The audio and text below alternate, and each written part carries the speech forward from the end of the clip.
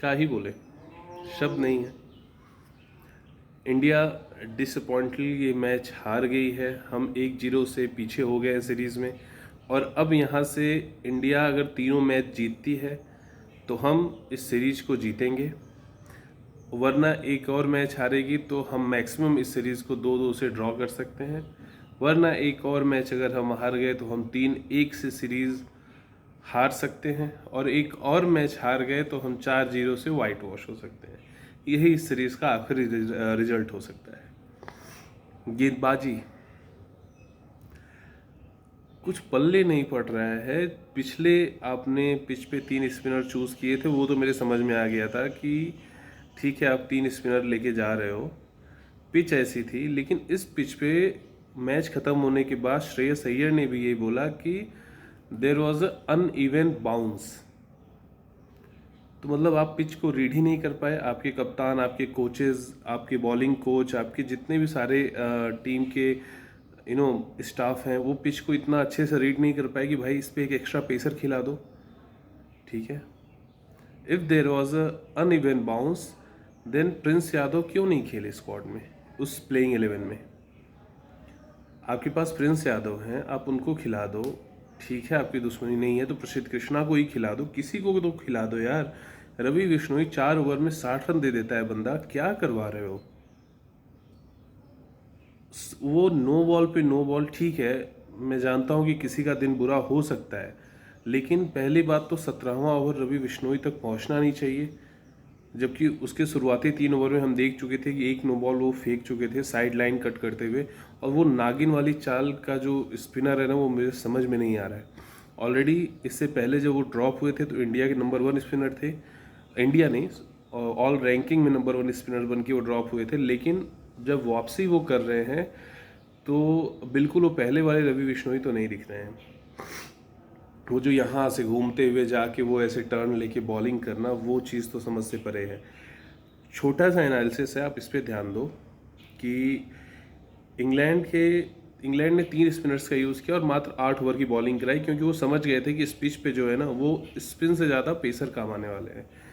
और उन्होंने 70 रन कंसीड किया और 2 विकेट निकाले। 8.6 की इकॉनमी के आसपास से इंग्लैंड के स्पिनर्स ने बॉलिंग की। भारतीय स्पिनर्स की आप तुलना कर लें तो वरुण चक्रवर्ती ने 4 में 37 दिए हैं और 4 में 60 दिए हैं रवि बिश्नोई ने। तो 8 ओवर में 97 रन, तो 97 तो इन्हीं दोनों ने कंसीड कर दिए।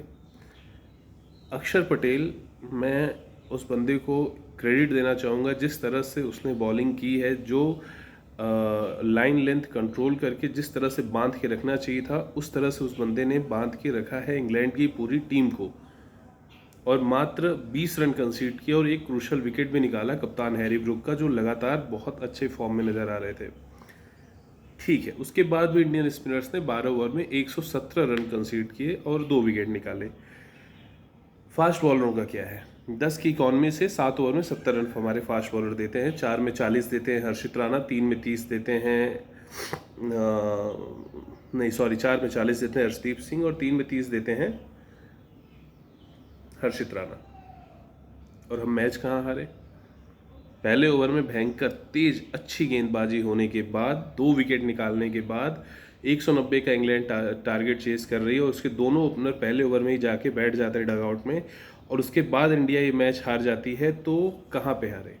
पहली बात तो हैरी ब्रूक ने आते ही जिस तरह से काउंटर अटैकिंग इनिंग खेली, बहुत ज़बरदस्त थी। काउंटर अटैकिंग इनिंग होने के बाद वो अर्शदीप के ओवर में 27 रन, और 17वें ओवर में रवि बिश्नोई के ओवर में जो 29 रन आए, और 2 ओवर में हमने 57 रन कंसीड किए। 57, 12 गेंद पे जब कोई टीम 57 रन कंसीड कर देती है तो आप फिर मैच जीतने की जो उम्मीद है ना, उसको तो छोड़ ही दो, वो भूल जाओ आप। डिसअपॉइंटमेंट है, क्योंकि अब यहाँ से अगर सीरीज जीतनी है तो 3-1 से ही सीरीज जीती जा सकती है। उसके लिए आप इंडिया को तीनों मैचेस अब जीतने होंगे, और कोई ऑप्शन हमारे पास है नहीं।